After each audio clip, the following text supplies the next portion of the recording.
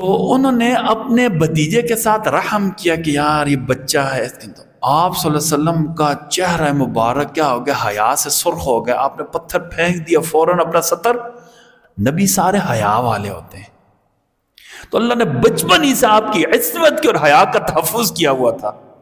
آپ صلی اللہ علیہ وسلم کے اندر ایک اور وصف بچپن کا، جو آپ کی جو سیرت کی کتابوں میں جتنے نبی ہوتے ہیں نا سارے حیا والے ہوتے ہیں. اور کوئی بھی معزز بندہ ہوگا، کوئی بھی اچھے خاندان اور بندہ ہوگا، حیا اس کی صفت ہوگی. آسان کر فرمایا اذا فاتت حیا فاصنع لما شئت، جب حیا ختم ہو جائے جو مرضی ہے کہہ دو. ہمارے جو ٹک ٹاکر ہوتے ہیں، جو ایسی حرکتیں کرتے ہیں، ان کے اندر سے حیا ختم ہو جاتی ہے. جب حیا ختم ہو جاتے ہے پھر بندے کے رشتوں کی پہچان، پھر ماں کے سامنے وہی حرکتیں کرتا ہے جو باہر گلیوں میں حرکتیں کرتا ہے. پھر وہ نہ اپنے باپ کو پہچانتا ہے، نہ باہر کسی سفید داڑھی والے کو پہچانتا ہے. ٹھیک ہے نا، میں آپ کو حقیقت بتاتا ہوں. ٹھیک ہے نا، آپ دیکھ لیں یہ حیا ختم ہونے کی وجہ سے. حیا سے آنکھیں جب جھکی ہوتی نا، پھر آدمی کوئی بھی غلط کام نہیں کرتا ہے. جب حیا ختم ہو جاتی پھر بندہ چور بھی بن جاتا ہے، ڈکیت بھی بن جاتا ہے، پھر بندہ غلط سے غلط کام کرتا ہے، پھر کوئی بھی ٹھیک کام نہیں کرتا ہے.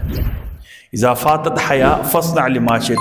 جتنے نبی ہوتے ہیں نا یہ سارے پیدائشی نسل در نسل حیا والے ہوتے ہیں. آپ صلی اللہ علیہ وسلم کی ایسی حیات تھی نا بچپن میں بھی، کہ عربوں میں ایک معمول تھا نا کہ نیچے لنگی وغیرہ نہیں پہنتے تھے. کوئی کام وغیرہ ہوتی تھی اس کو برا آتا کہ کعبے کا ننگے طواف کر لیتے. تو اس کے پیچھے فلسفہ کیا تھا؟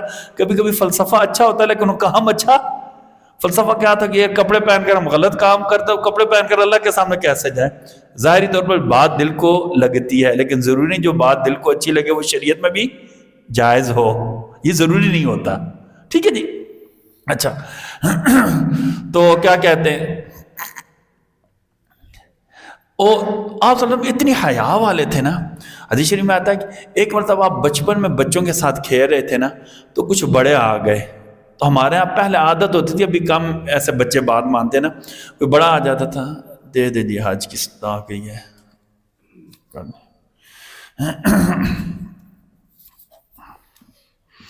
اچھا تو آپ صلی اللہ علیہ وسلم کو جو چچا تھے نا وہ آ گئے. انہوں نے کہا یاری ہم نے کچھ پتھر اٹھانے ہیں، تو بچوں آپ بھی ہمارے ساتھ چلے جاؤ.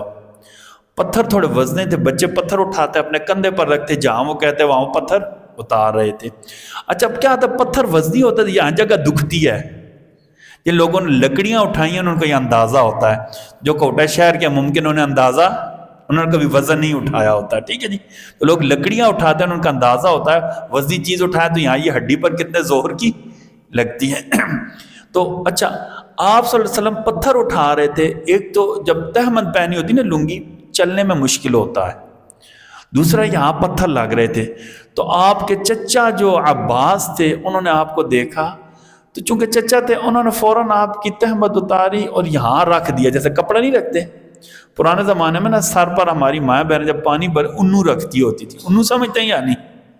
ہاں شہر والوں کو انو کا بھی نہیں پتا ہوتا. ٹھیک ہے نا، اب جا کر پوچھ لیں کہ انو کیسے کہتے ہیں. ٹھیک ہے، انو رکھتے ہوتے تھے، ایک گول سا کپڑے کا ٹائر بنا لیتے تھے، یہاں رکھتے تھے، اس کے اوپر دو دو تین تین گھڑے لے کر چلے، انو کہتے تھے اس کو. ٹھیک ہے نا، ابھی انو نہیں پتا. ٹھیک ہے نا، ہمیں کیوں بلا ابھی ہم ٹوٹی کھولتے ہیں پانی آ جاتا ہے، اس کنویں سے پانی بھرا جاتا تھا، لنک پر جا کر کپڑے دھوئے جاتے تھے.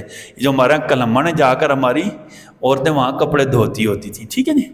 اچھا ابھی وہ رواج نہیں رہا ہے، ابھی گھروں میں چپ چاپ واشنگ مشینیں آ گئی ہیں.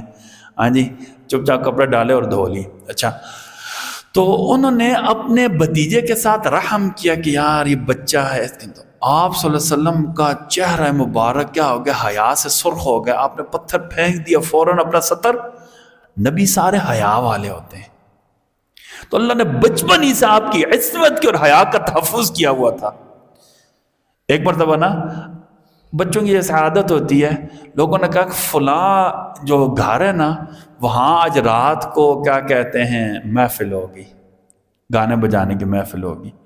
تو آپ کے جو دوست ہیں آپ کے ساتھ جو ہے نا کام کرنے والے، آپ سے بکریاں چرا رہے تھے، آپ کو لے کر ساتھ چلے. ظاہر آپ اکیلے تو نہیں رہ سکتے تھے.